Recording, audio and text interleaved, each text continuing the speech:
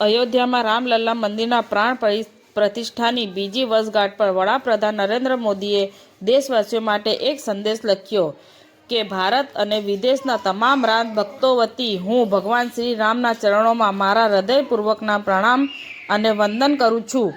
ભારતીય સેનાએ વર્ષ 2025નું વર્ષ ઘણી રીતે મહત્વપૂર્ણ રહ્યું અને મોટી સિદ્ધિઓ હાંસિલ કરી.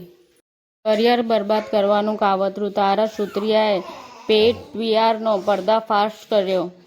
બાંગ્લાદેશી સંસદ સંકુલમાં ખાલિદા ઝિયા માટે અંતિમ સંસ્કારની પ્રાર્થના કરવામાં આવી.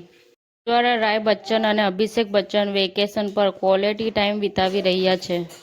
સચિન તેંડુલકરની પુત્રી સારા તેંડુલકર હાથમાં બિયરની બોટલ લઈને રસ્તા ઉપર ફરતી હતી.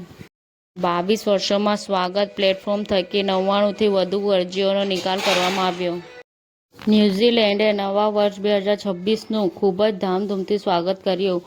ઓકલેન્ડના પ્રતિષ્ઠિત સ્કાય ટાવર પર આતશબાજીથી ઉજવણી શરૂ થઈ હતી. વોડાફોન આઇડિયા માટે રાહત કેબિનેટે 87.695 કરોડના એજીઆર બાકી રકમ સ્થગિત કરી.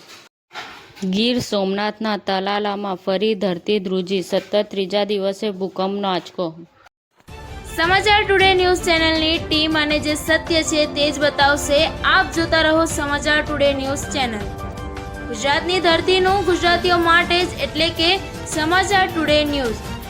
અમારી સમાચાર ટુડે ન્યૂઝ ચેનલને લાઇક કરો, શેર કરો અને સબસ્ક્રાઇબ કરો અને જોડાયા રહો સમાચાર ટુડે ન્યૂઝ ચેનલ સાથે.